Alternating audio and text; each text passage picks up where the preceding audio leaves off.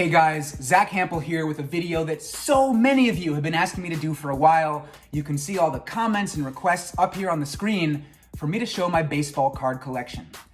I own an insane amount of cards, which are mostly in storage, and they're mostly pretty sucky. You know, just ordinary cards from the 1980s and 90s. But I do have some really good cards that have been tucked away for a long time, and as you can see right here, I recently went through those cards and I pulled out what I think are the 10 best. I mean, who doesn't love a good top 10 video, right? So I'm gonna show you these cards one by one. I'll pull them out of the plastic so you can get a closer look while I do my best to estimate the condition and the value. What you need to know for right now is that all 10 of these players are Hall of Famers and 8 of these 10 cards are rookie cards. So let's just jump right into it. I'm gonna do the number 10 card first and then work my way up to the very best card at number 1. So we're gonna kick things back by throwing it to the 1930s right here. Do you know the name Dizzy Dean? Like I said, all these guys are Hall of Famers, so if you haven't heard of any of these players, it's time to start learning. But Dizzy Dean, right-handed pitcher on the Cardinals, won 30 games in 1934 and 28 games the next year, so an absolute stud. And here, I'll hold it closer, and like I said, pull it out of the plastic so you can get a nice, good look, which unfortunately will show you just how bad the condition is on this one. You can see it's really creased up. There's some weird green mark on the lower right where someone must have drawn on it. The corners are very rubbed, and poor Mr. Dean's balls are scuffed for some reason. I don't know what's up with that. Flipping it over on the back, it does have some staining, and then up in the corners there are these light patches, which to me would indicate that this card was mounted in an album at some point with an adhesive. So I looked up all these cards on the PSA website where they grade cards on a scale of 1 to 10. If a card is a 10, that means it is so perfect that the angels sing down from the heavens above. Basically, nobody has a 10, especially when you go back this far in time. But if a card is a 1, that's about as bad as it gets, and yet there even is a category worse than 1, which is authentic. So I believe that this Dizzy Dean card would be graded authentic, and yet it's still worth $100 in my best estimation. That's pretty cool, and the story of how I got it is even cooler. This is probably the longest story that I'll tell you about any one card in this video, but bear with me. I was about 10 or 12 years old with my dad out on Long Island, really small town. Shout out to Shelter Island. He was buying me some packs of Topps baseball cards at this little coffee shop. This old guy behind us just happened to see what we were getting and mentioned that he collected cards when he was a kid, and my dad was like, you know, he was such a schmoozer. He was like, oh yeah, do you still have those cards? Would you consider selling them? And the old guy was like, sure, I'll sell the cards, you know, come on over and let's take a look at them. So we exchanged info, again, small town, people were friendly. That same day, we went and visited this guy who had a small stack of cards from the 1930s. We bought them all. Do you want to guess how much we paid for them? Per card, $1. So pretty good return on the investment. This Dizzy Dean is a 1933 Goudey Gum card. This old guy also had some Diamond Stars cards from, I believe, 1935. So, you know, you guys like to make fun of me for being old, but let's be real, Dizzy Dean is well before my time. But that doesn't mean that I don't appreciate having this card. Just such a cool story of how I got it, and one of the first really old cards that I had in my possession. We move along now to the 1967 Topps set. A member of the 3000 Hit Club right here, Rod Carew, his rookie. This guy batted .328 lifetime and won the batting title 7 times. Just a hitting machine. This card, unfortunately, is also not in great shape. I would grade this at a 3, but that still makes it worth $125. The centering is a bit off, the corners are not great, especially up in the upper left. There's some sort of little dent or crease on it. On the back, more of the same, the centering is a bit off, and you can see there's a little wear and tear on the corners against that green background. Now, here's something that's very tantalizing, exciting, depressing. There was once one of these cards, a Rod Carew rookie, that was graded at a 10, a perfect, flawless card, which sold for $95,000. So there is just such a massive drop-off in value when the grades go down a bit. It's fun to think about though. So as far as how I got this and a bunch of the others, I went to a lot of baseball card shows and baseball card stores as a kid. Any money that I had saved up from birthdays or holidays, or anytime I could request a present for my birthday or from graduating high school, whatever, it was always like, I want baseball cards and nothing else. So I don't really have cool stories about getting most of these, but when I was young, I tried to predict who was gonna end up being in the Hall of Fame and buy cards based on how much they might end up being worth. So yeah, just kind of fun to think about that stuff now as it was back then. Next up, we move along to the best third baseman in Major League history, as well as the guy who had the best sideburns in Major League history, Mike Schmidt, his rookie card. Take a look at those chops. This card I graded a 6.5 with an asterisk, and I'll explain why in a moment. The centering is a bit off, unfortunate. On the back, it's even worse. And the corners overall are pretty good. Nothing really jumps out at me, but the thing that I think might earn it an asterisk is this card may very well be trimmed. It's hard for me to tell, which of course is the point of trimming. You don't want anyone to notice. I'm gonna try to hold it up so you can get a look down the side of this card, and you tell me what you think. Do you see anything fishy going on? It might be hard to show up on camera. I don't know. When I was a kid, I just wasn't really aware of how important condition was, and sometimes I was able to acquire cards in a lesser condition because of course that made them cheaper. But whether or not this is trimmed, I still love it. If it's a 6.5, that makes the value $175. If it's trimmed, a whole lot less than that. So yeah, Mike Schmidt led the league in home runs 8 years, member of the 500 home run club. So 10 gold gloves, what a stud. Next up, we go to the 1975 top set, and this is a rookie of George Brett. This card, in my opinion, grades a little bit higher. I'm gonna call it a 7.5, which makes the value $200. The corners are fantastic on this one. The centering, as you can see, not so fantastic.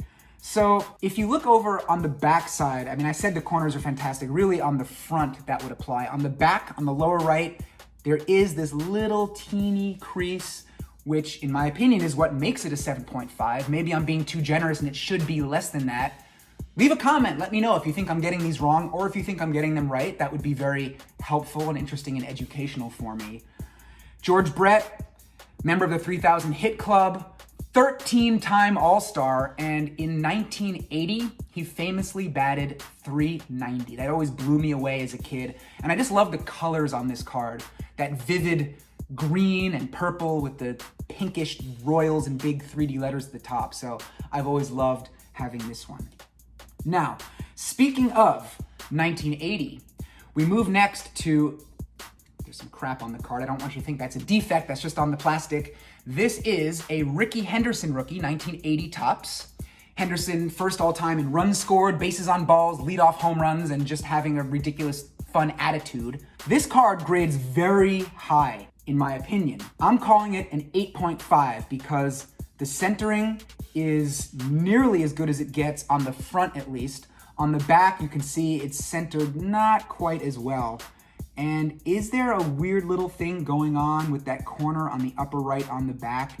If this is graded at an 8.5, that would make the value $225. And I do specifically remember buying this card for about $10 way back in the day. I was like, Rickey Henderson, he's gonna be first all time in all these stats, future Hall of Famer, this is gonna be worth $1 million. So yeah, maybe not quite, but again, if I were to sell this, I would definitely make quite a profit. Next up, 1978 Topps, another member of the 3000 Hit Club as well as the 500 Home Run Club, Eddie Murray, his rookie right here. This card is in great condition. I'm calling it a 9.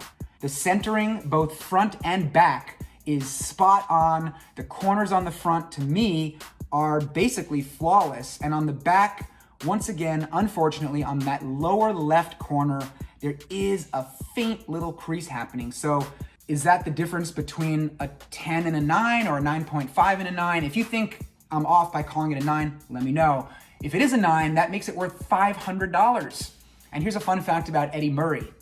First all time in sacrifice flies with 128. Bet you didn't know that.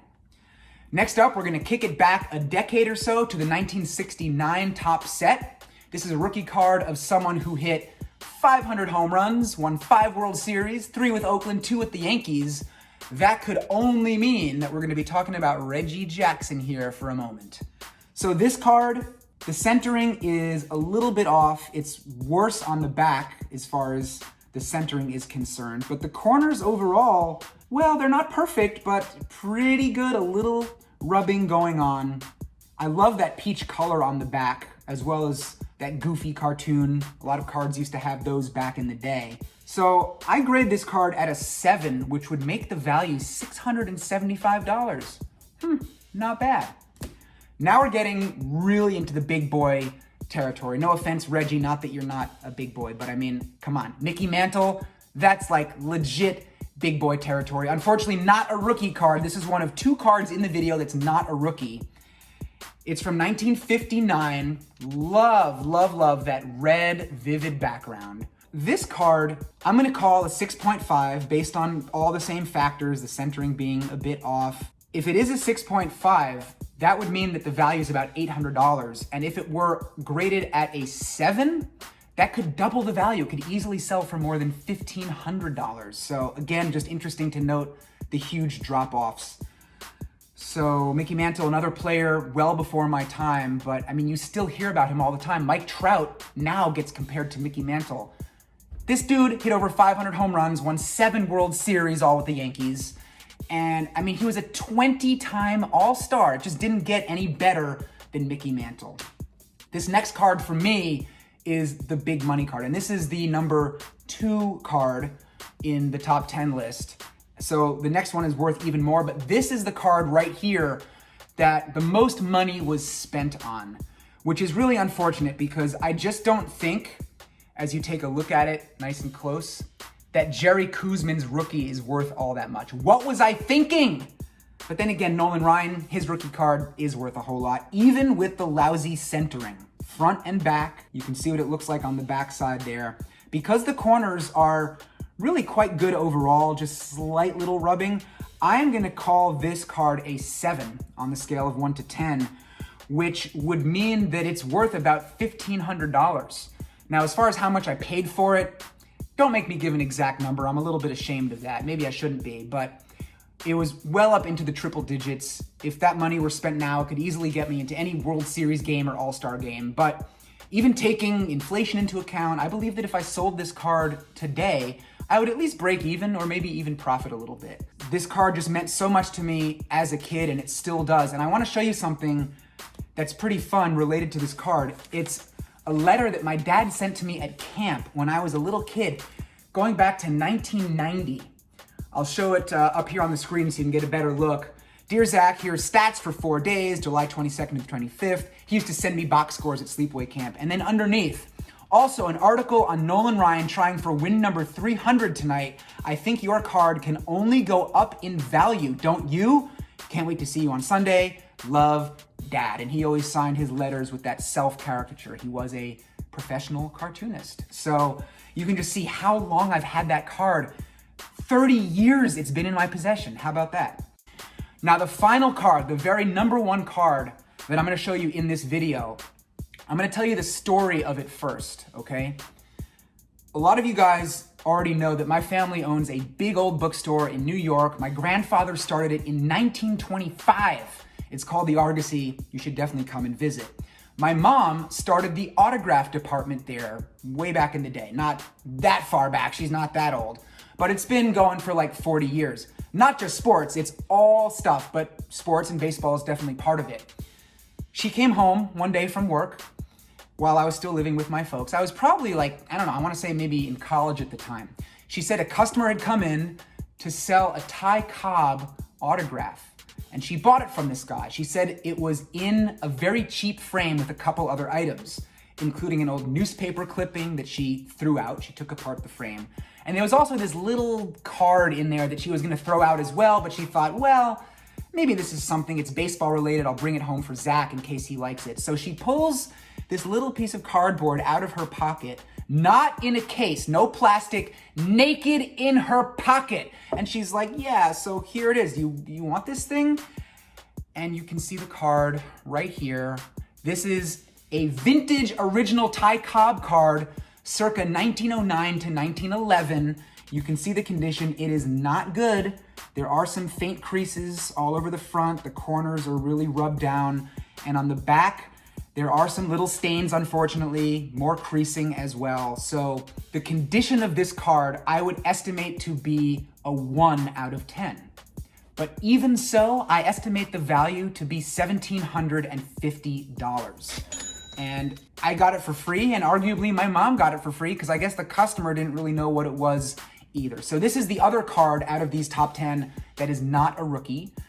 But yeah, this thing is like 110 years old at this point. And in 1909, which is pretty much when this card came out, Cobb won the Triple Crown. Only hit 9 home runs that year, but that was still good for the league lead.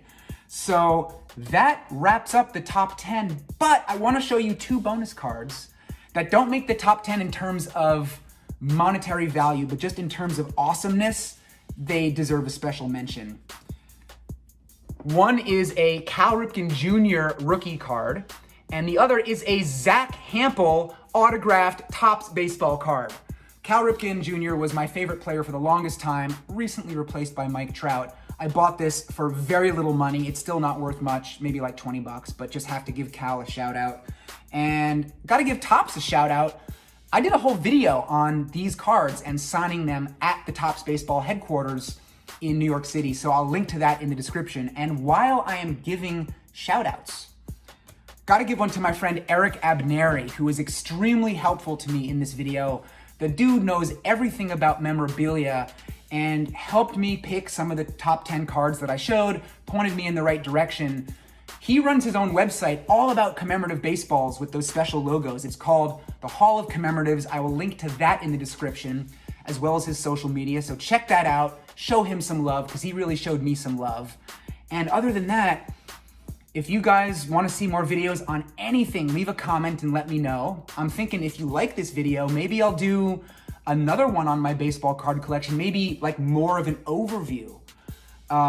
Maybe I'll even open up some baseball cards on camera. How about that? So anyway, that's it for now.